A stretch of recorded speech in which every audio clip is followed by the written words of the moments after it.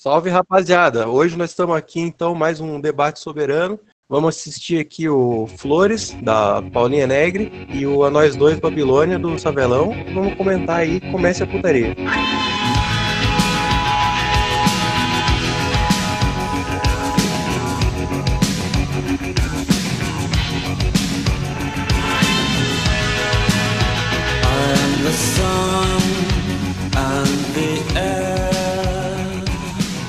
VG20, Savelão? É VG20. É, a câmera dos projetos febris, né? Essa é a Paulinha chegando pro set. Ah, não exatamente. Não, isso foi totalmente encenado. Você me contou que você basicamente ligou pra ela, falou, me encontra amanhã às 9 no centro, e de repente ela chegou, ela sem saber o que fazer, vocês estavam gravando, só falou pra trazer a capa de chuva, né? E ali parece ela rodeando, tentando achar a porra do set e não tem nada acontecendo. Pois é. Porém, eu não lembro mais o que a gente gravou primeiro, sabe? Tem uma memória meio confusa, assim, da gravação em si. Eu lembro que a gente gravou mais coisa, bem mais coisa do que tá no filme. Eu selecionei bastante. Pior que pra mim é um pouco confuso também esse processo de gravação, porque pra mim foi só um dia que eu acordei e de repente eu tava atuando num filme, assim. Eu não teve nenhuma preparação. Ensaio e tal. Eu lembro que eu nem sabia o que eu ia fazer, assim. Eu cheguei lá e eu não sabia nada. Até que eu acho que você me falou no dia anterior, né? Vamos fazer um filme e tal, amanhã você e o Jeff vão atuar. Mas daí eu perguntei, mas calma lá, né? Eu não sou atriz, vai ter fala, quer me mandar antes e tal. Daí você falou, não se preocupe, só chega lá e que eu te explico, não é nada muito, muito difícil de fazer. Eu gosto dessa luz magenta vindo aí do céu. Luz magenta, né? Eu acho que tanto esse filminho aqui quanto o da Paula, o Flores, tem essa coisa do estourado e da sombra, né? Do dia ensolarado, que acaba caindo muito bem na câmera. Especialmente no da Paula, que tem, como eu tava falando pro Christopher, que fez uma pequena correção de cor. Eu não saberia dizer se a correção de cor ressaltou mais isso, né? Que era esse espaço esfumado entre a sombra preta e a luz estourada, assim, que é uma zona assim, meio bonita, né, onde se dão as cores e tal. E filmar na cidade ensolarada é um pouco procurar isso. E foi um pouco de uma discussão com a Paulinha, porque ela queria, na verdade, que eu diminuísse esse extremo contraste que o digital dá naturalmente, né? Até aqui depois vai ter uma cena na T3i, mas o Flores foi rodado uma T3i, né? Que tem, acho que mais ainda, ele estoura mais fácil os brancos, parece. Aqui a VG20 ela tem um equilíbrio melhor. Cara, eu acho na verdade muito bonito que até próximo do estourar as cores ficam muito vivas, né? E aqui eu curto que na verdade às vezes você perde a cor no branco mesmo, e ali tem, por exemplo, o desenho é feito numa luz filtrada por possivelmente uma lona que tinha ali, fica aquele desenho da luz roxa. E tem uma cor das sombras e tem uma cor da luz muito forte do sol. E uma coisa que a gente corrigiu a cor do Flores, mas é tentar não perverter esse desenho natural da luz, que o digital pega muito cru e deixa mais realça, né, os contrastes de cor e de luz mesmo. E, cara, eu não queria de jeito nenhum era perder essas características que eu acho muito bonito desse digital ainda do meio dos anos 2000 ali, que o pessoal tem vergonha de fazer. Hoje o cinema é todo cinza e com cor de bagre, como diz o Matheus. Um contraste, ele é muito falso, tenta expor tudo de certa forma e não se permite que algo fique realmente nas sombras ou realmente na luz. Eu acho essa montagem arqueológica do meio do filme brilhante, assim, com a narração e tudo. E aí você acha no passeio público ali, você acha no centro de Curitiba esse mundo natural desenhado, planejado, a volta brissoniana ali, quando a gente tem a música do Celine vindo e tudo. De repente, as pessoas perdidas na urbe ali encontram um passado soterrado, assim. Esse plano, inclusive, é igual ao do Coisas de Cabeceira, né? Sim, eu rigorosamente não sei explicar a razão dessas escolhas. É um filme montado no puro instinto, né? Não tem uma lógica que preside a aproximação das imagens. Não tem quer dizer, tem o tema que é a cidade, né, e que se concretiza na cidade de Curitiba, mas não é muito mais que isso. E o assunto são duas pessoas que caminham pela cidade, mas nunca se encontram, a não ser no final. E a partir disso, as imagens se colaram umas às outras sem muita preocupação com qualquer sentido que tenha. Mas, cara, tem um desenvolvimento de cena muito bom. Inclusive, a gente acabou de ver o Jeff seguindo um movimento no contrário da Paulinha, parece que vai dar um encontro nesse momento. Aham. Aí tem mais um monumento, mais uma estátua daqueles rostos que estão ali indiferentes ao mundo, ao movimento do mundo ao redor. Algo já parado no tempo mesmo. E ele dá um soquinho ali, de repente ele tá numa fonte, ele finge que vai pular e a gente corta com a imagem dele parada. Assim, um momento assim, um momento cômico que só existe pela montagem, por um desenvolvimento de sequência muito pensado, parece. Não é uma coisa que você vai simplesmente colando um plano do outro, as coisas vão acontecendo. Aí, outro momento cheio de raccords, coisa que eu sei que você evita às vezes fazer. E aqui enfim, perfeitamente casado o movimento com a Paulinha embaixo, com o céu e as árvores ali, obviamente. Enfim, parece muito mais planejado do que você diz às vezes. Isso é impressionante. Sim. Sim. É que é o planejamento da inspiração, né? Você ter a sorte de ter um pouco de inspiração que te guia no que você está fazendo. Nesse filme isso foi particularmente forte, assim.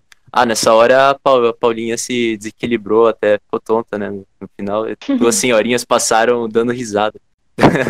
Querendo Eu saber lembro o que estava dessas acontecendo. senhorinhas muito. Você lembra?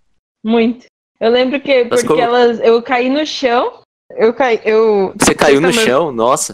Eu lembro Aham. que eu me desequilibrei, caí no chão, dessas senhorinhas passaram e a gente começou Sim. a conversar. Elas pegaram no meu rosto e falaram: mas que menina bonita, não sei o quê. Começou uma conversa mesmo com as senhorinhas. Agora que você falou, eu achei que só eu lembrava delas, mas você lembra também. Eu lembrava delas passando, assim. Mas não lembrava que elas tinham parado mais que isso. É que ela chegou a tocar no meu rosto, daí me marcou. Aqueles encontros improváveis que só no filme poderia acontecer e no fim das contas, pelo próprio filme, aconteceu na realidade. Poderia estar no filme, né? Muitas coisas eu queria ter gravado no filme e não foi. Por exemplo, não sei se vocês lembram de passar naquela praça ali, a Praça Osório, Curitiba. Tinha um homem que tocava flauta, sentado em cima de um skate. E eu queria filmar ele, assim, e infelizmente não deu. Por outro lado, deu pra filmar esse último plano aí que vocês vão ver, que é o dos índios tocando. Esse é o teu melhor plano. A melhor coisa que você já rodou, assim. E parece realmente uma descoberta do momento, né? Que você tá perseguindo os dois na bicicleta ali. Sim. De repente tem outra coisa que surge no quadro, vai chamando a atenção, vai centralizando e... Exatamente. Esse plano aí não teve nenhuma espécie de planejamento. A gente começou ali do meio e eu disse, vou seguir, vocês vão pedalar e eu vou seguir vocês. Eu nem lembro se eu tinha reparado que tava tendo música ali. Aí eu fui seguindo, daí eu vi do lado e pensei, putz, o que tá acontecendo aqui, né? Daí eu deixei eles de lado e fui procurar o enquadramento final. Daí eu fiquei o tempo todo pensando, eles devem estar de cara comigo, que eu sumi e eles não sabem mais se pedalam, se param de pedalar, né? Mas eu fui lá e achei esse enquadramento aí com a menininha. Então... Que lindo, Du. E o melhor é que ele conclui realmente tematicamente o filme, né? De repente a gente tá mergulhado num mundo assim que já artificializou aquele mundo natural, aqueles objetos todos que a gente acompanhou. Enfim, já existe um desenho dessas paisagens, daí a hora que a gente volta para as ruas, de repente encontra os famigerados peruanos das praças de Curitiba, assim. Tocando a flautinha e tentando vender o mundo arcaico para a modernidade, assim, um negócio um acidente muito feliz, né? E completa perfeitamente, né? Porque ele já estava fazendo um retrato ali de Curitiba de uma certa maneira e isso, esse elemento da Rua 15 é muito a cidade. Então, essa coisa do retrato de Curitiba eu tinha muito forte, assim, de fazer, né? E daí a ideia era o seguinte, quer dizer, Curitiba me interessava mais contingencialmente, assim, né?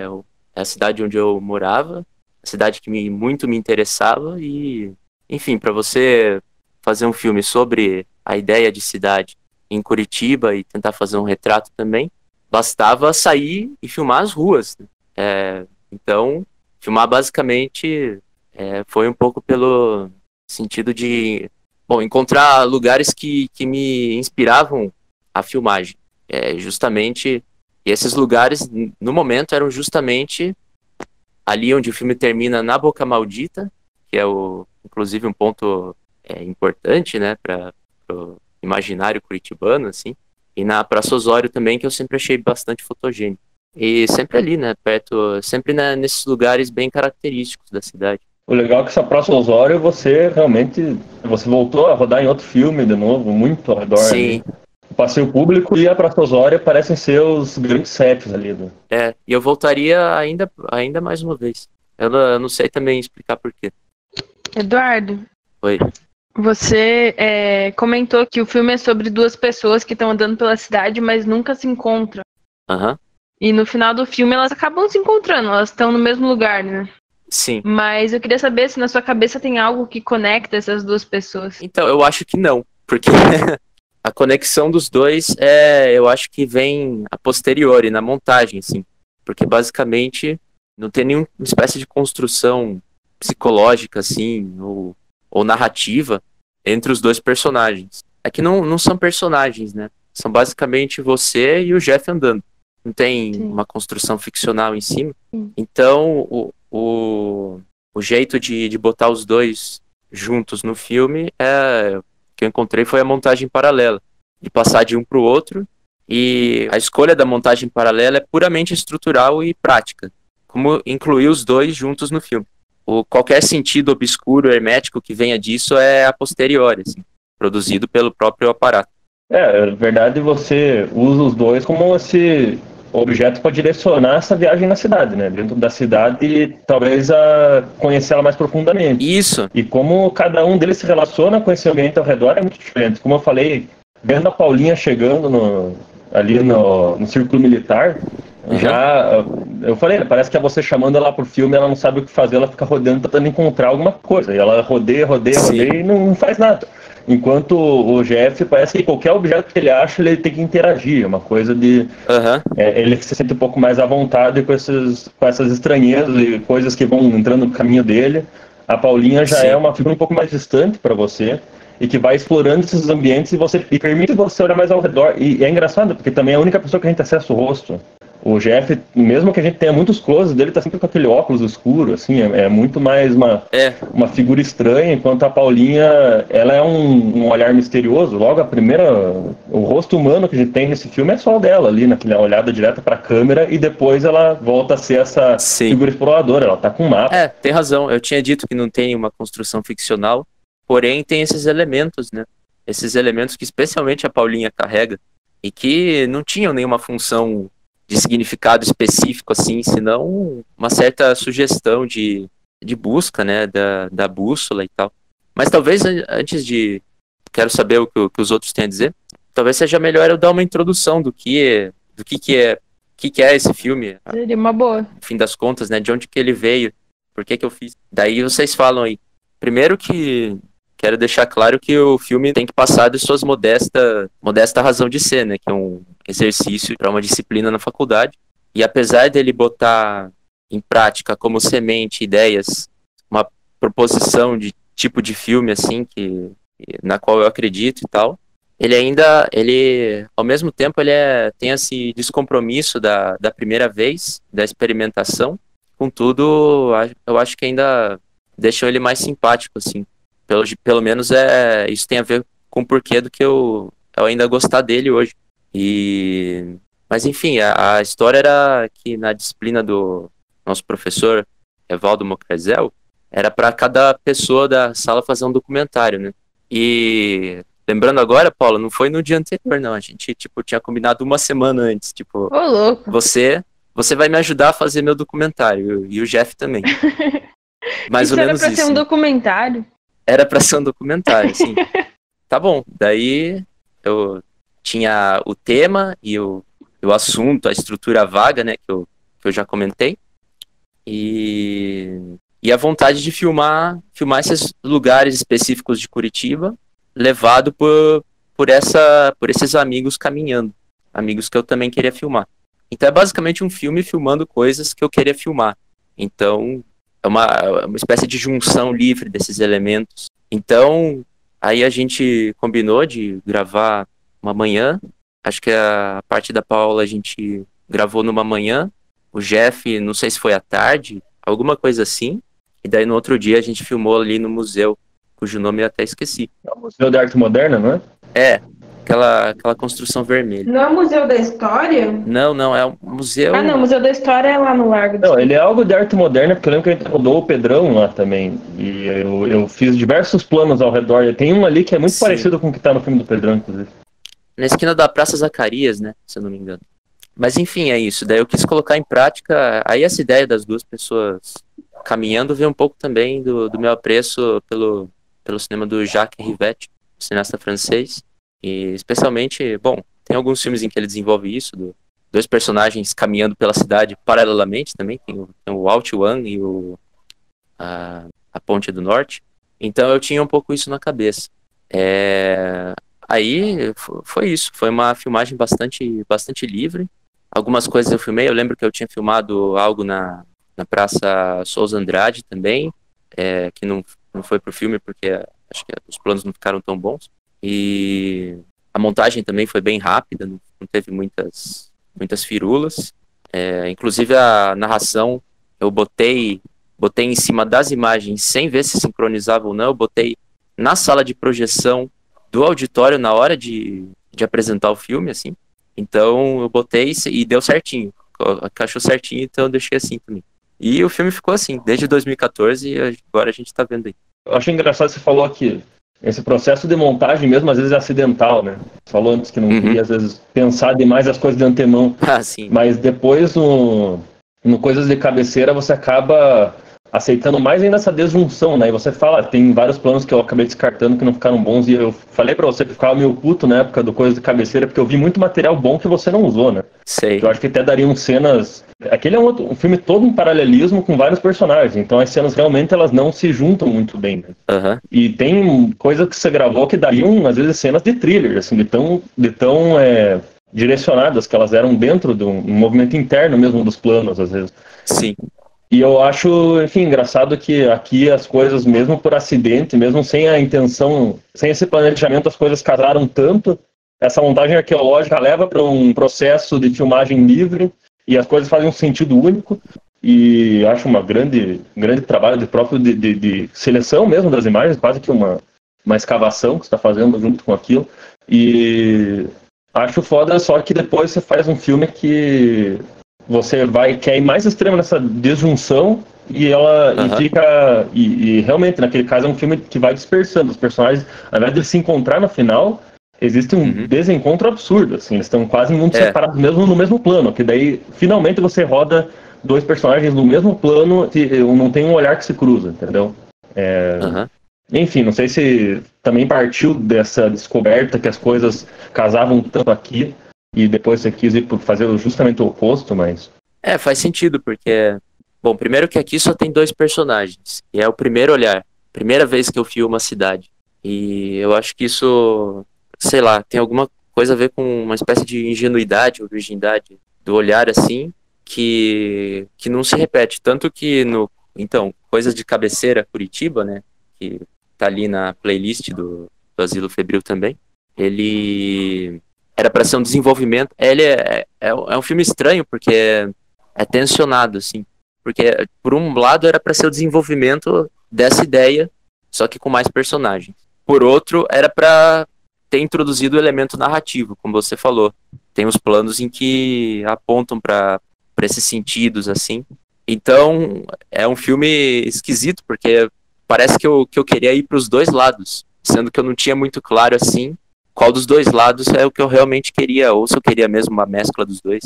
Eu tava experimentando de novo. E aí resultou, com esses elementos diferentes, uma nova contextualização do negócio, resultou num outro resultado. Mas realmente são filmes muito próximos, assim.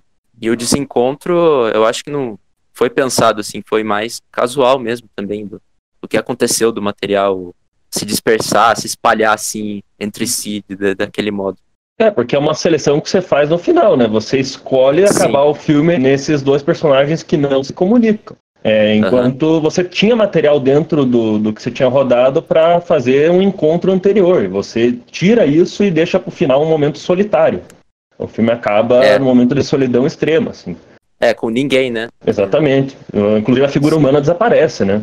É quase que, tipo, não a figura humana, mas as obras humanas, de repente você volta para a árvore e a luz do sol, assim, a coisa... Existe um abandono daquela paisagem. Eu ia perguntar para Paulinha sobre o Flores, para ela falar um pouco da... Acho que isso a gente não conversou durante a Gênese, né? Quando surgiu essa ideia, como que foi, qual o contexto, enfim. Fiquei curioso para saber como nasceu esse filme para você. Pior que, assim, não é tão clara a memória na minha cabeça de como esse filme surgiu. Mas eu lembro que eu tinha que fazer um filme para uma disciplina da faculdade de direção, sei lá, 4. E um dos exercícios propostos era fazer um filme. E eu morava com a Marina nessa época e eu falei pra ela, né, putz, né, tô com esse trabalho e tal. A gente começou a falar sobre a universidade e ela me falou sobre um trabalho dela que era uma performance em que ela fazia artes cênicas, né, então, e a performance dela pra matéria de performance era ir na frente do palco com um monte de flores e comer as flores, simplesmente, né. Então ela falou, esse é o meu trabalho, eu vou chegar lá com um monte de flor e vou comer. Aí eu falei, caramba, mas então vamos filmar você pegando as flores e comendo, e esse vai ser o meu trabalho. E a gente saiu pelo bairro com ela pegando as flores e comendo as flores. Foi assim que surgiu esse filme. Achei bem, bem interessante, assim, porque eu tenho um gosto muito grande por filmes que vão indo, assim, tem um caminho, né? A Vela sabe também gosto disso no filme dele, apesar de ser uma outra proposta. Mas também a gente já escreveu um negócio que é baseado num roteiro de lugares, assim. É um tipo de filme que eu acho muito interessante para essa proposta que, pô, cabe muito bem com esse digital, né? A coisa que eu acho que não nasce nem com o digital, assim, nasce realmente com a mobilidade de câmera, assim, com câmera caseira e que faz aquelas frases. Não tô tentando lembrar de uma frase bem bonita sobre qual que é o seu tipo de filme do futuro, assim. Não vou lembrar agora, mas é de um desses caras que também fazia esse tipo de observação de mundo. Mas realmente dá uma impressão de que é um filme de um tempo posterior, assim. E ao mesmo tempo que ele sempre vai ser um bonito registro do passado, né? Eu acho que tanto o meu filme quanto o do Savela tem uma questão de ter sido filmado também, né? Com amigos, com pessoas próximas. O que deixava a gente bem à vontade para experimentar coisas. E isso é uma coisa que relaciona os dois filmes. Né? E tanto eu quanto o Jeff éramos amigos do Savela, a Marina era a pessoa que morava comigo, minha melhor amiga. Então a gente se sentia muito à vontade para só ficar ali com a câmera e testando coisas. E nisso a gente acaba capturando momentos muito, enfim, interessantes, né? Por falta de uma palavra melhor.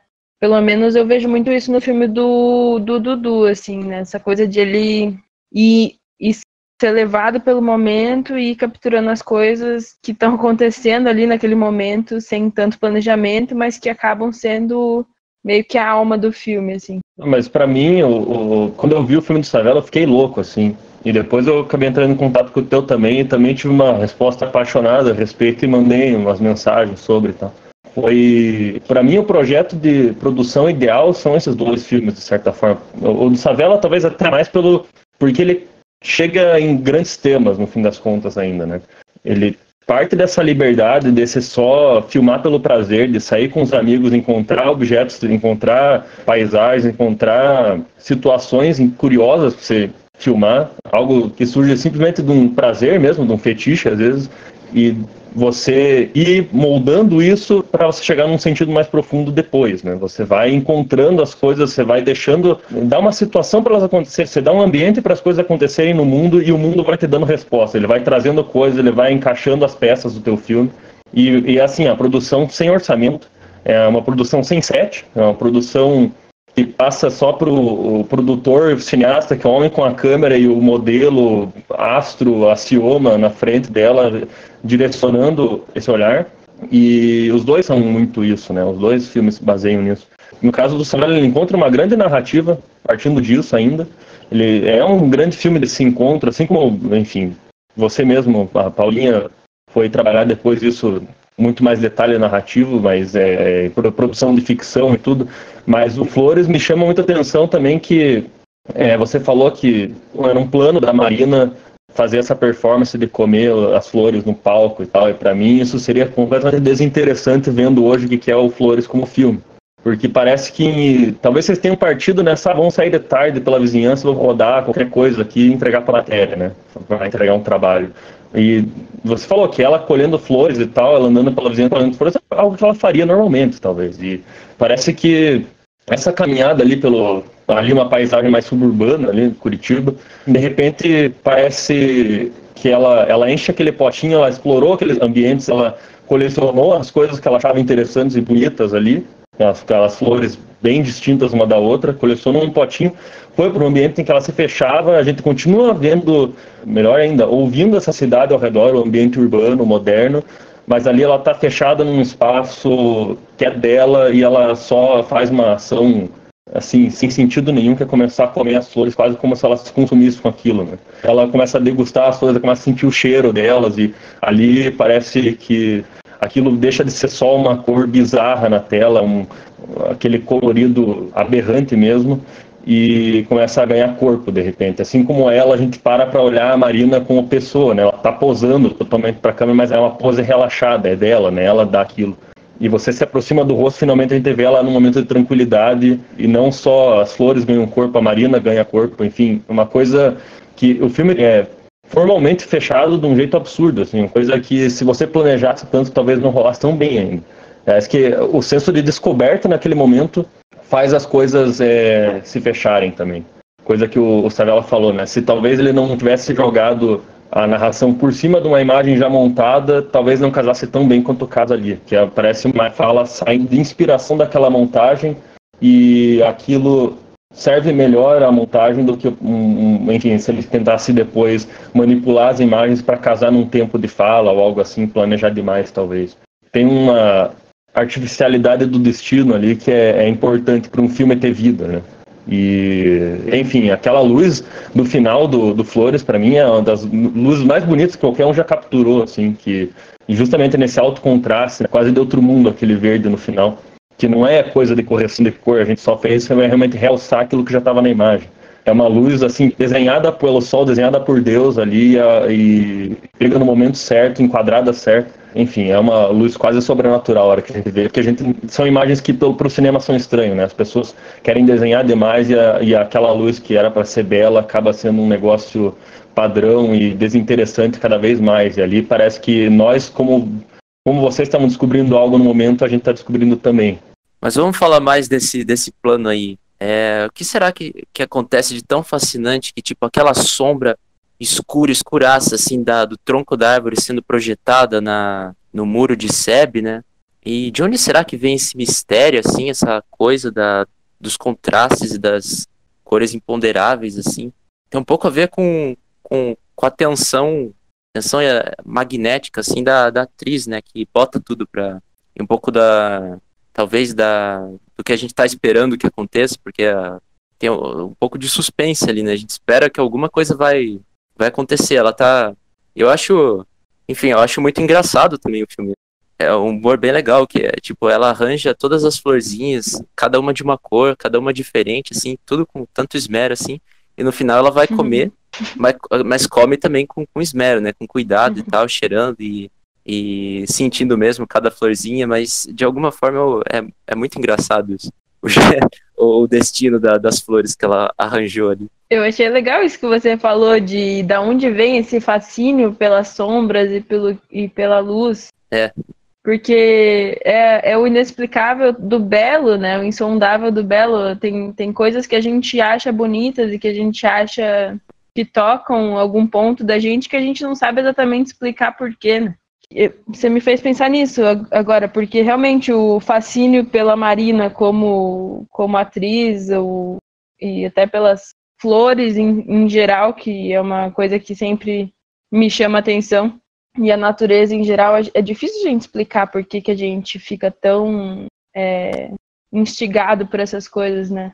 Não, e flores são presentes e tal, são coisas assim que as pessoas acham belo e tudo, mas é um negócio inútil. É assim, aquela coisa do inútil mesmo, que chama atenção, que é descartável, que é a atração pela própria luz e por esses objetos que você, né, se você tirar da árvore ele vai morrer. Até eu acho curioso também que você descobre a Marina, assim, né, ela vai viver com você e tudo, e acabam virando grandes amigas, mas você faz um filme antes com ela em que ela é coadjuvante, e ela chama toda a atenção do plano tá nela, às vezes, né, tem um plano notório do Maria José, teu filme anterior, que ela tá no centro, aura, né? E os dois protagonistas, vamos dizer, estão na beirada do plano e a luz ainda está até mais concentrada nela, assim, parece que é até uma necessidade de todos os técnicos de centrar nela, assim. E a gente fica, obviamente, até o momento em que ela sai do quadro, parece que aquele casal não pode se aproximar, assim, tem uma força ali maior que eles mesmo. Porque ela é maior. E aqui você se rende a isso, assim, tipo, não, eu vou fazer um filme, talvez um filme pra Marina, assim, vou me dedicar a achar essas coisas que me atraem inexplicavelmente, é quase um anseio romântico, assim, para capturar essas coisas, seja as flores, a luz, a própria atriz, assim, que te dá algo que foge do controle. Que o Matheus falou ali, algo que vem de um outro cinema, me lembra muito a relação da Pauline com a Marina, para mim, o Paul Morrison descobrindo o Joe D'Alessandro, assim, esse tipo de cinema ali, pós-Andy Warhol ali, que é muito...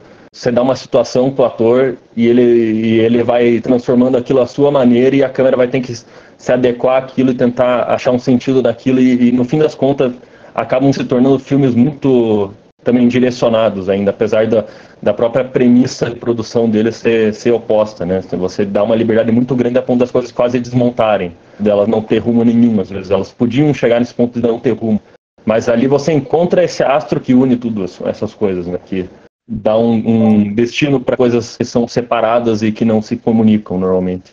O que eu acho legal no filme da Pauline em específico, e que tem um pouco no filme do Savella também, é como essa liberdade ela vai se moldando, né? Ele começa extremamente livre e, enfim, parece, sei lá, um documentário filmado a esmo, assim, só seguindo uma pessoa, uma situação assim corriqueira. E de repente vai se montando mesmo, montando literalmente, né?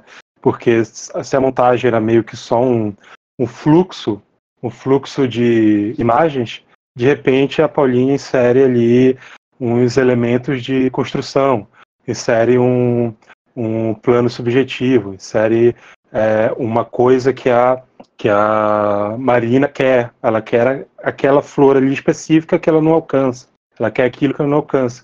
E aí o Savella falou de suspense, e aí essa mudança, né, essa mudança do fluxo para uma coisa mais planejada, né, aparentemente planejada, causa suspense, causa essa mudança. E aí o suspense fica, né, obviamente, realmente, em suspense. Né? O que é que ela vai fazer para pagar esse suspense que criou?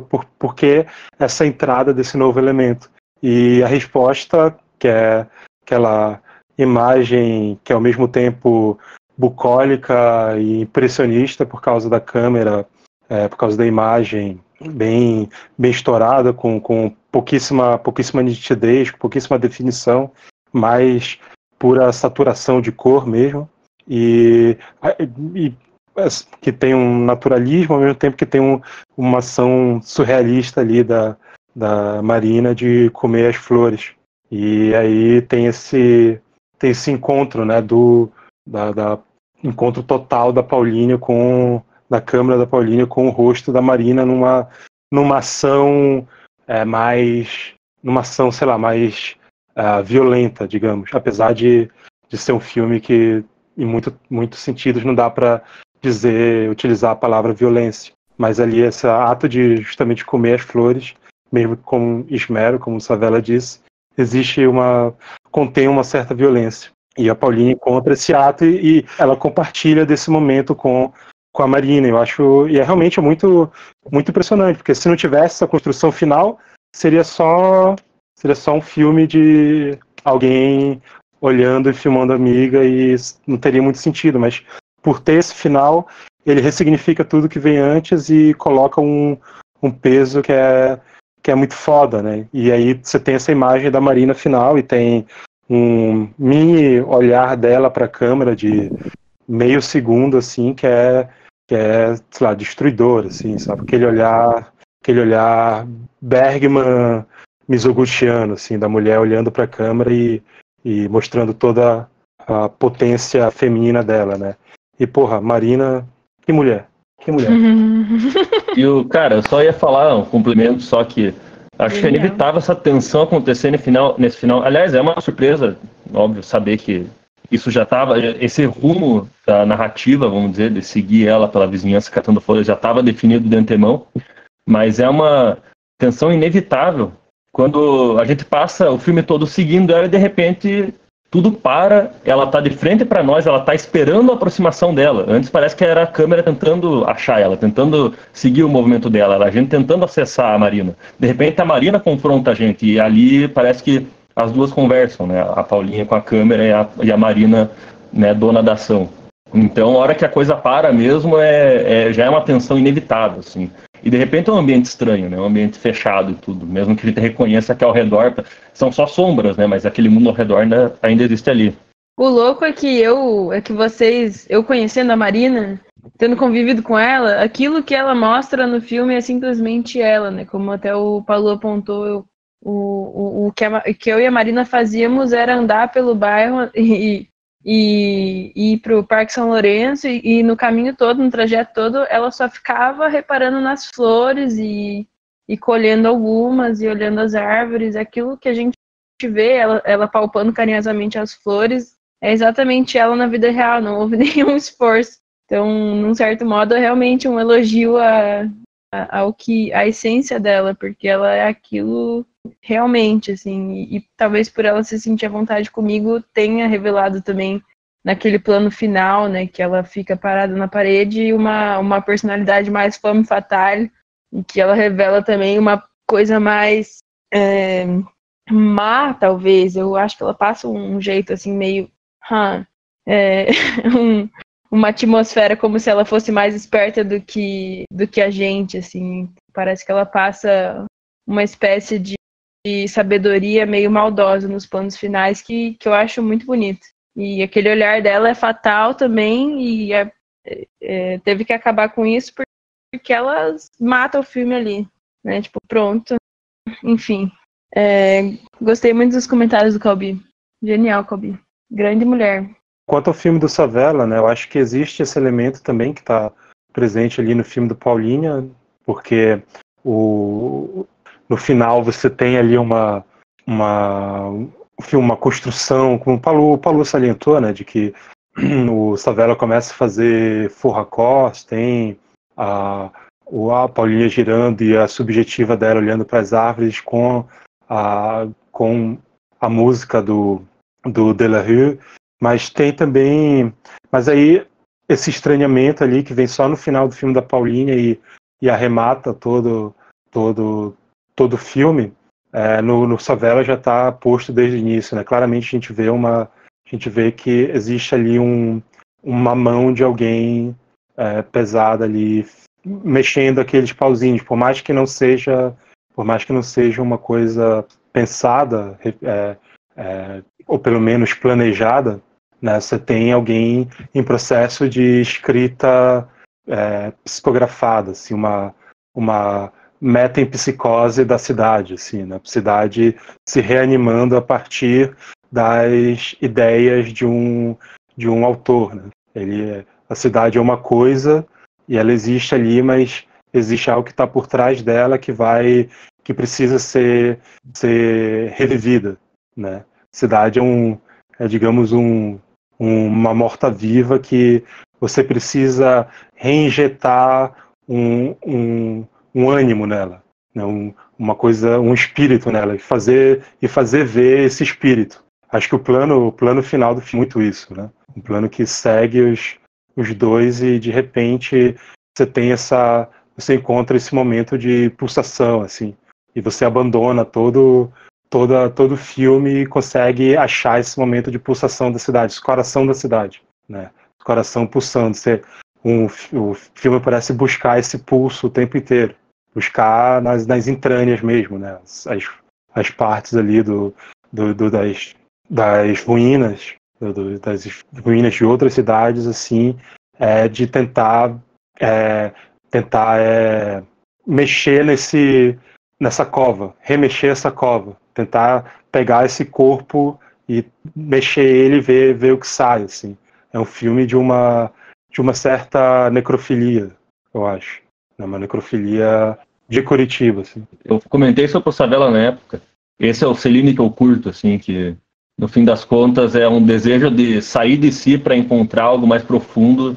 E realmente esse plano final é tão brilhante que essa descoberta, né, essa fuga de si, no fim das contas, a fuga de um objeto central para ir para outra coisa que parece dar um sentido para aquilo que você estava buscando o filme inteiro, né? Fazer o encontro de uma pessoa com a sociedade ao redor, com a civilização, sei lá, com os diversos objetos que eles interagem meio à distância, né? O Jeff, principalmente, parece sempre estar tentando encontrar a vida nas coisas, né? Aquele soquinho na estátua e tal, uma coisa que às vezes é humorística, mas também parece ser tipo, reaja, assim. Parece que os dois personagens são um elemento descartável até, assim, né? São os dois eletrodos do desfibrilador que vai reanimar isso aí, né? E a partir do momento que eles não são mais necessários, que eles mostraram o caminho para aquela imagem, para aquele...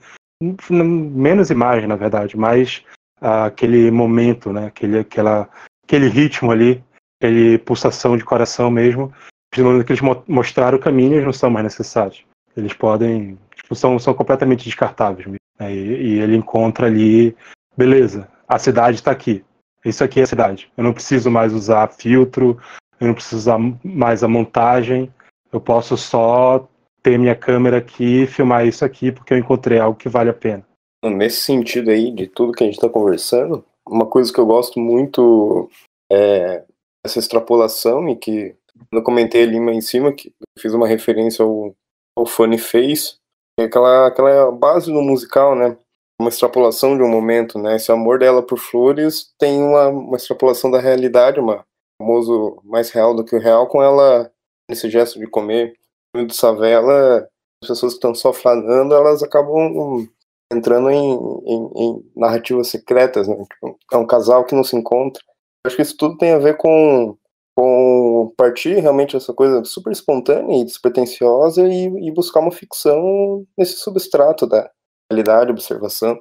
Nesse sentido, eu acho os dois chegam naquela coisa mágica que o Paulo falou sobre o Morrissey, né? E eu tava pensando também no próprio Arrieta, assim, que tem também esse amor por um homem que conduz todo o cinema dele e chega nos seus maiores filmes, muito nesse, assim, realmente fazendo um filme fantástico como se fosse um expediente romeriano, assim. Então isso os dois compartilham sobremaneira. Eu acho engraçado só que são cineastas que a gente comentou que acho que nenhum dos dois curtem ou mesmo conhecem, né? O Arrieta e o Morrissey, os próprios outros da gangue do Warhol lá. Mas parece uma necessidade desse tipo de produção, de você estar nesse ambiente, de certa forma, hostil à independência, assim, e você encontrar a única forma possível de tratar essas coisas honestamente, né? Você, enfim, poder se dedicar a coisas muito pequenas, às vezes, que merecem toda a atenção da tua câmera, né? Que pra mim é a pira do Savela, principalmente, né? Depois de muita conversa a respeito, a gente acabou querendo levar isso muito mais pra frente, assim, mas surge de uma necessidade meio inexplicável, surge de uma impossibilidade de fazer coisas maiores, às vezes, e você consegue tratar aquilo que é muito grande num molde, assim, que qualquer um poderia adotar, né? Qualquer um que tem uma câmera, e hoje é muito fácil criar imagens, muito fácil ter uma câmera, você, né, as pessoas certas e só esse foco e esse desejo de filmar o que você gosta, você acaba indo muito longe. Eu não acho que o Morrissey tinha grandes pretensões quando ele começou a filmar, ele só começou a descobrir que aquilo podia ser transcendente às vezes. Eu queria elogiar o Dudu nas escolhas das músicas que ele escolhe para os filmes, nas escolhas de músicas do Savela, que eu acho que sempre me impressiona. Em todos os filmes que eu vejo dele, a música casa perfeitamente com a cena e traz uma emoção que ela tá ali no plano, mas que a música ela traz para um outro nível mesmo, assim, é louco. Então, eu tava lembrando que uma das primeiras vezes que eu vi um filme do Dudu que me chamou muita atenção foi um que tava tocando o Blue Monday do New Order. Virou uma das minhas músicas preferidas depois. E a primeira vez que eu ouvi a música foi num filme do Eduardo Savela. Mas Eu lembro que me impressionou muito a cena, que é como a música casava ali com o plano. Não, eu queria que você me falasse um pouco mais da relação que você tem com as músicas, se elas são realmente escolhidas posteriormente ali, né, no momento da montagem, depois da montagem, Dudu. E também queria saber um pouquinho sobre essa tua relação com imagem de arquivo, imagens, né, que você não filmou, mas que você coloca nos teus filmes. Como é que funciona essa seleção, se elas são pensadas antes ou no momento da montagem? Isso é engraçado, que, bom, no caso do Nós Dois Babilônia, ali tem na hora que o Jeff tá caminhando no passeio público de olhos fechados, tá tocando o The Smiths, né? E não era uma banda que eu conhecia, por mais incrível que pareça.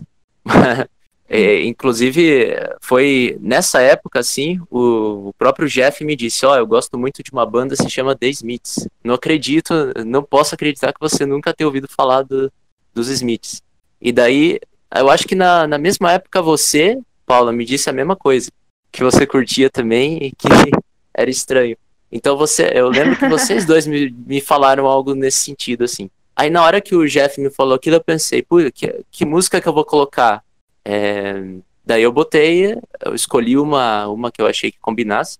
Eu não sei se ele me indicou também. E botei, sabe? Então, na verdade, eu não tenho uma relação muito, muito plural com músicas e bandas, eu não conheço muito. Mas é engraçado que na hora H da montagem, assim, cai no meu colo, assim, uma canção específica, eu boto e funciona. Assim. Isso, toda vez que eu botei uma música nos filmes foi assim. O New Order também foi parecido. Acho que foi o próprio Jeff que me disse também disso. Que me indicou a banda. E acho que só tem essa música no Nós Dois Babilônia, né? Não tem outra. Tem a do Celine, né? Tem a do... É verdade. Sim. Essa, no caso, eu queria uma música bastante transcendente. Eu acho que eu exagero um pouco, não sei o que vocês acham, mas acho que fica um pouco marcado demais. Talvez eu pudesse cortar ela mais... Não assim, acho que é perfeito. Fazer um choft ali mais rápido. Cara, eu sei que você tem uma tendência, às vezes, a querer até quebrar a música, mas eu acho um momento tão musical esse encontro dos dois no museu lá. E a música do Della Hook eu não gosto muito como música mesmo, mas é uma trilha perfeita, assim. Ela é tipo, o Brissot também usou antes porque achou, essa é a música de trilha, essa não é a música para ser ouvida fora disso, fora de uma imagem que acompanhe musicalmente isso. De algum modo eu queria a transcendência completa da personagem ali em relação a nada, né? Não tem nada ali, ela só tá olhando pra cima e tem as árvores, e tem o céu. Vira um borrão. É um borrão. Inclusive eu reparei, revendo o filme, que tem vários momentos que as pessoas ficam dando voltas, né? Circulando, assim. A Paula dá 360 lá no círculo militar, o Jeff fica rodando no poste, assim, fazendo aquele barulhinho com a mão, friccionando o poste, e daí tem isso também, da Paula. Achei engraçado, que eu não tinha pensado nisso também. E daí caiu também a escolha da música do Della Hook, que essa foi bem a época em que os nossos amigos, que inclusive estão presentes, faziam grande propaganda do cineasta Jean-Claude Brissot, que usa essa música no filme chamado Celine. Então essa música estava na ordem do dia na época, assim, e eu encaixei ela no filme, por ser muito bonita e transcendente, né? Só um adendo enfim, como você descreveu essa chegada, só a partir de como você falou da chegada dessa música e essa descoberta me faz pensar muito como você consegue suas imagens também. Acho que o filme tem um processo muito parecido com aquilo que você falou. Então, eu tinha muito na cabeça, assim, sem teorizar muito, mas que é essa completa disponibilidade, né? Esse é basicamente um filme de alguém desprovido de imaginação. Ou seja, um filme feito sobre nada, assim, basicamente da disponibilidade completa ao que vai acontecer, né? Que você não sabe ainda.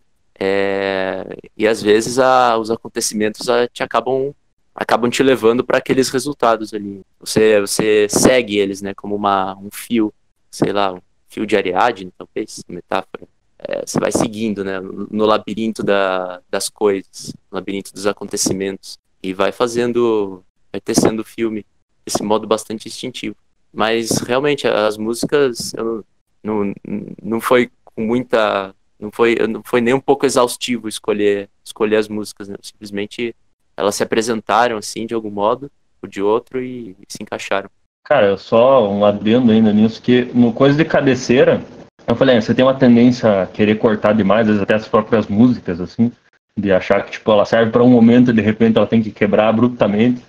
Mas é que é algo também da diferença dos dois filmes, para mim, que lá a gente começava um plano, tinha uma trilha para aquele plano, daí ela tinha que cortava seco, assim, sempre que acabava uma ação, sempre que acabava o plano, cada corte era um som totalmente diferente quando a gente tava fazendo a pós daquele filme. E aqui realmente esse movimento perfeito no final ali, esse momento de fluidez completa ali, precisa desse acompanhamento fluido também, né? Eu acho que, enfim, provavelmente teria estragado o final do filme se não tivesse se rendido a trilha. Assim. Sim. O Savella, a Paulinha lembrou que ainda tem que falar da sua relação com as imagens de arquivo, e eu também só vou dar um adendo também. Eu queria que você também me dissesse como que é a sua relação com essas interferências de cores na imagem, enfim, como você mexe dentro da imagem, além da captação também, que eu acho que Sim. Uma coisa que você faz sempre com muito gosto e um interesse muito grande. Tá. Bom, quanto às imagens de arquivo, no que eu fiz, assim, eu acho que eu só usei imagem de arquivo nesse. E eu também não sei explicar bem porquê, assim, eu não lembro exatamente quando é que eu cheguei nisso, assim, eu tava meio que fuçando nos arquivos online. São todas imagens tiradas de uma única fonte. Tava tudo no YouTube, é uma página da British Pathé, assim. Até dei crop em todos os planos são cropados porque no cantinho tinha o logo deles. Mas foram todos coletados assim de um único canal do YouTube. E basicamente como o tema eram as cidades, né? E me fascina muito a questão arqueológica, muito mesmo, a questão arqueológica e histórica. Eu peguei essas imagens e simplesmente fui montando na ordem cronológica, né? Começa com a contemporaneidade descobrindo o passado, e daí você passa para as ruínas, depois para cidades modernas, e daí tem uns gatos pingados lá de cidades futuristas. E daí tem a imagem da destruição completa aqui dos terremotos e tal, da Segunda Guerra, da explosão. E por cima eu botei a declamação de um poema das Iluminações, do Arthur Rimbaud, cujo título é Cidades. Né? Nesse livro tem 2 ou 3 poemas com esse título. Eu gravei os 3 e escolhi botar esse. E o modo hermético de não sentido do filme eu acho que procura imitar um pouco esse hermetismo meio selvagem e paradoxal desse tipo de poema, né? Porque não sei se quando começa a declamação ali, vocês assistindo assim ficam meio confusos tentando entender o que aquilo quer dizer, ou se tem algum sentido. Mas basicamente é mais como poema, é um sentido meio difuso e inapreensível, né? Imponderável. Então eu sempre me perguntei também se tinha essa confusão nessa hora, se as pessoas ficar tentando entender o que aquilo quer dizer e no final não tem um sentido, né, a ser tirado daquilo. É um sentido lógico e tal. Mas de algum modo parece encaixar também, né? Quando eu falo das cidades, da alegria do trabalho novo sobre umas ruínas e tal, um cavalinho, uma bicicleta. Então, as imagens de arquivo ajudaram, talvez ajudem um pouco a contextualizar a cidade de Curitiba num panorama mais geral, assim, da história da ascensão e queda das civilizações, da história da humanidade, né? Das coisas que se destroem, renascem, então. E a outra questão era também a alteração de cor dos planos basicamente assim. São os 3 canais de cor, né? O azul, verde e vermelho, e daí eu fui desligando um ou 2, e daí dava um plano só verde, um plano só vermelho. E eu senti que isso adicionava de algum modo, adicionava uma tensão, um outro significado obscuro, assim, que eu também não sabia qual era, mas adicionava um movimento, né? Uma energia nos planos, naqueles planos específicos eu senti que isso funcionava, então deixei. Mas basicamente começou como uma experimentação não sistemática, mas em muitos lugares do filme, de desligamento dos canais de cor, do sistema RGB. E daí eu acho que ficaram concentrados em alguns planos da Paula, inclusive, né? Um verde, outro azul e tal. E de algum modo eu achei que combinava. Então essa foi a o meu único critério, assim. Senti que combinava e que dava certo. E a capa de chuva? Então, a capa de chuva é um elemento... Também é um elemento... A Paula, nos dias de muita chuva nas aulas, na Cine TV, eu lembro que ela foi uma ou duas vezes de capa de chuva. Aí aquilo me chamou a atenção como elemento interessante para ser... porque basicamente, se você vai filmar um amigo caminhando na cidade, não tem por que ele estar vestido como todo dia, né, também, né? Ele pode estar com alguma coisa diferente. E na questão da Paula veio essa coisa da capa de chuva, que eu vi que ela tinha, achei interessante, e pedi para ela vir vestida desse jeito. Dudu, e o engraçado é que essa capa de chuva é da Marina Cananda. Não acredito. Tá comigo, tudo conectado. Tá comigo até hoje, mas é dela, no fundo. Nossa. Eu acho foda que, pra mim, tem um precursor esse filme, pensando agora, que é o Perdidos em Nova York, do Jean Rollin, muito mais do que qualquer revete que eu tenha visto. Que, cara, tem essa coisa da menina perdida com a roupa que tá no ambiente errado, assim. E ela sim. Perdida na cidade, tentando encontrar um passado esquecido, tentando encontrar essa fantasia que parece que tá desenterrando um tesouro, assim. Tá na caça ao tesouro ali no meio no centro urbano. E o Rollin tem muito disso, acho que em todo o cinema dele, assim. Sempre aparece essa menina de um rosto muito esquisito que ele quer se aprofundar, assim, uma busca que ele não entende, e ela aparece numa roupa, assim, que, tipo, ou ela saiu de um cemitério, ou ela veio de outro planeta, ou algo assim. E, enfim, isso me lembrou muito essas meninas perdidas do Rollin, assim, quando aparece já a Paulinha com aquela capa de chuva amarela muito estranha, assim, no meio da cidade. Num dia de sol, de muito sol, não é pouco sol ainda. É um elemento que destaca ela da multidão, né? É um elemento de estranhamento, assim. Ela, como você disse, num dia de sol, ela tá de capa de chuva, ela carrega um mapa, uma bússola e tal. E um livro, né? O livro também. Então, parece o livro das menininhas do Perdidos, pra mim. Parece algo assim, entendeu? Ali eles conhecem talvez a possibilidade de uma verdade mais profunda e elas passam imaginando que elas vão encontrar isso no restante do filme, em busca disso. E uma coisa, um motivo comum no cinema do Rollin é esse esquecimento do passado da própria personagem, né? Elas frequentemente esquecem por que elas estão fazendo alguma coisa, qual que é o passado delas, como elas chegaram ali. E isso aí parece uma coisa cósmica no Babilônia, assim. Parece que talvez todo mundo tenha esquecido do seu passado, todo mundo tenha esquecido por que tá ali, por que tá agindo, aonde que tá indo, né?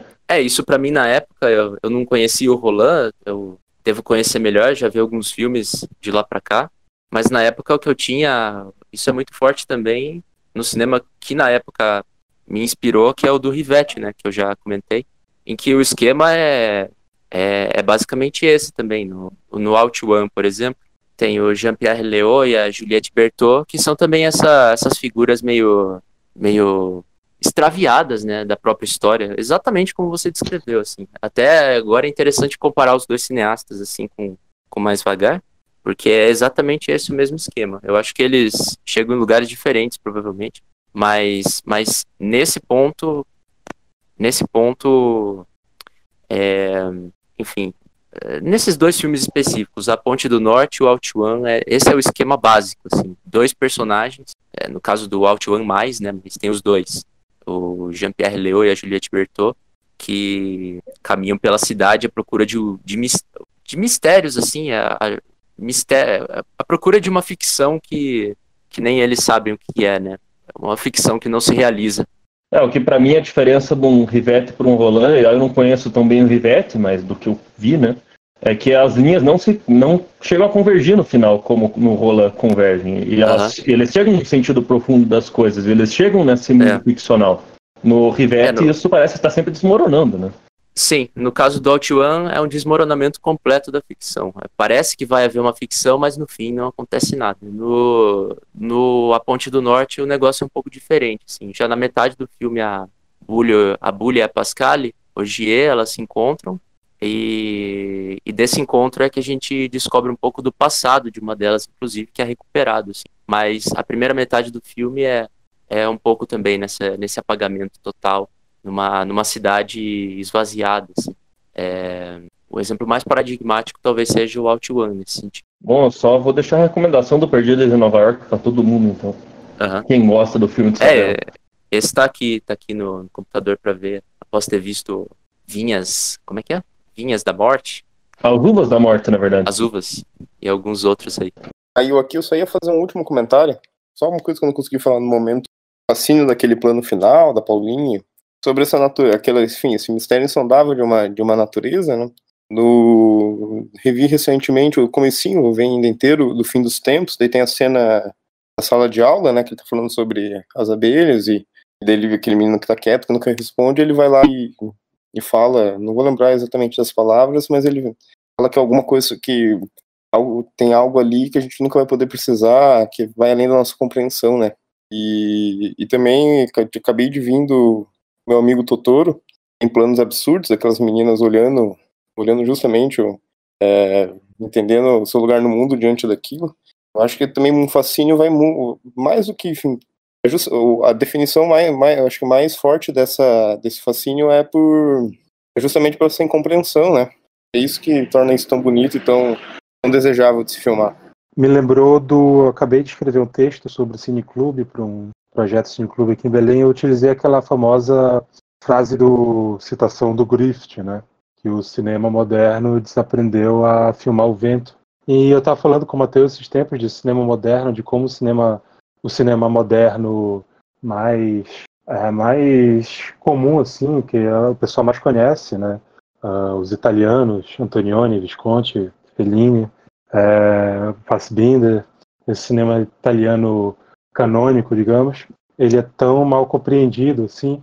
E eu acho que essa frase do Griffith é interessante porque é uma frase que é meio...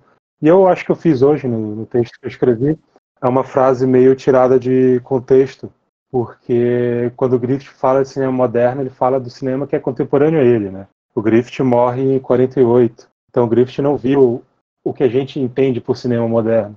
E eu acho que muito do movimento do cinema moderno, e aí a gente pode colocar o filme da Paulinha e do Savela nesse balaio, é que o cinema moderno, ele justamente foi essa tentativa de, por outros caminhos, e reencontrar esse vento, né? Reencontrar esse movimento do vento. Isso lembrou, o Matheus falou do Fim dos Tempos, e o Fim dos Tempos é um filme sobre o poder regenerador do vento, né? Mesmo que no filme tenha alguma destruição, mas no final ele surge como a força da natureza que regenera aquela família, aqueles personagens, né? Enfim, o cinema moderno não tem esse sentido, claro, mas eu acho que muito do cinema moderno, eu revendo a Aventura esses tempos, por mais diferente que seja do cinema clássico, do cinema que o Griffith filmava, talvez, mas ele vai de encontro a isso, né? Ele quer recuperar, talvez mais forte até, esse primeiro cinema do Griffith, do que os filmes, sei lá, filmes americanos ali nos anos 30, 40, que realmente estavam em outra rotação ali, né? Estavam num nível de maestria e síntese cinematográfica muito próprio, que talvez desagradasse o Griffith mesmo. Não, acho que, inclusive, é um papo que eu estava tendo muito com o Savela logo antes de eu ver esse filme, que é uma coisa que se perdeu, principalmente dos primeiros Griffiths em longa-metragem, desses filmes mais, talvez, de domínio maior da técnica que ele fez nos últimos curtas dele, antes do Nascimento de uma Nação, que é uma independência absurda de um plano do outro, né? Planos extremamente sintéticos e uma montagem que não tenta mascarar a realidade única de um plano em relação ao outro, né? Uma coisa que o Savela mesmo faz isso nos filmes inconscientemente, e acho um resgate necessário que alguém faça isso dentro de um cinema extremamente narrativo. Pro Griffith, tipo, a ideia de raccord é completamente diferente do que se desenvolve nos anos 30 para frente, né? Algo como a noção de raccord pro Griffith é completamente outra do cinema digamos, clássico e sonoro que vem depois, né? É outro mundo, outra estética. É uma cada coisa plano, uma luz diferente, é uma composição Isso. que vai trair uma ideia de realidade daquele espaço. É um desenvolvimento próprio. Cada composição é um desenvolvimento próprio, cada momento de realidade é um desenvolvimento próprio, assim. O Griffith eu acho que realmente tem mais a ver com Rossellini, talvez, do que com os cineastas que seguiram, né? Principalmente no falado. Tanto que você vê o filme falado do Griffith, o Lincoln dele, e compara, por exemplo, com o Lincoln do Ford, tem uma coisa ali que tá diferente. Apesar do Ford também ser tem alguns filmes que adiantam muito disso e tem uma tradição griffithiana, mas é outra rotação mesmo, né? Parece um filme até meio errado para os moldes da época, né? É um outro tipo de relação com a montagem, com o corte e com a cena mesmo. Eu acho até uma curiosidade, assim, uma atração única também dos primeiros filmes sonoros para mim, que a noção de uma composição de um espaço realista não existia ali ainda. Eles estavam montando os filmes como eles montavam filmes mudos. Eu falei isso muito vendo o Griffith, né, principalmente no Lincoln, né, que até é um filme que a maior parte do som é perdido, né, mas a montagem da parte sonora assim, é bizarra, assim, uma coisa que não tem nada a ver com o que foi feito logo depois. E eu percebi isso muito no Browning também, que é um silêncio absurdo, assim, que toma conta às vezes, e os atores não sabiam ainda lidar com o som, é uma coisa de... Realmente, o som, ele era uma coisa, às vezes, muito significativa, então eles não usavam até que fosse algo, uma parte integral dessa composição. Obviamente, o Lincoln, para mim, do Griffith, é um filme, assim, que o som é uma coisa que não tem nada a ver com esse som naturalista que vem depois, o som do Todd Browning não tem nada a ver com o som naturalista que vem depois. E isso vai para tudo, né? Vai para montagem, vai para os raccords, mas não enfim, acho que o próprio som trouxe algo de normalizar assim os cortes, de você não, essa coisa do que dizem no cinema clássico de você não sentir um corte é uma coisa que vem talvez muito depois, né? Não tava lá no Griffith, não. Tem uma coisa também falando do vento em si, né? E eu tô falando muito do vento porque acho que o filme do Savella especificamente é um filme que tem muito vento. Tem, inclusive, acho que alguns cortes que o Savella faz a partir do movimento do vento.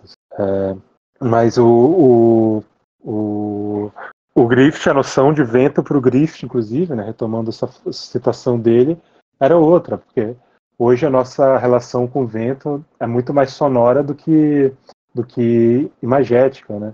E para o Griffith, a relação dele com o vento era dessa materialização divina nas coisas, né? Essa interferência divina nas coisas, que vem e se materializa em imagem. E é completamente invisível, ao mesmo tempo que é absolutamente fenomenológica, né? É um fenômeno. Eu acho que a gente até saiu bastante já dos filmes aqui, mas que nesse é um papo que a gente tinha que ter também. Vocês querem encerrar de vez o papo dos filmes? Alguém tem algo a mais ainda? Eu tô de boa. Eu tô de boa. Não, então, também. dado que a gente já saiu bastante dos dois filmes comentados hoje, vamos encerrar o podcast. Obrigado a todos que ouviram e até o próximo.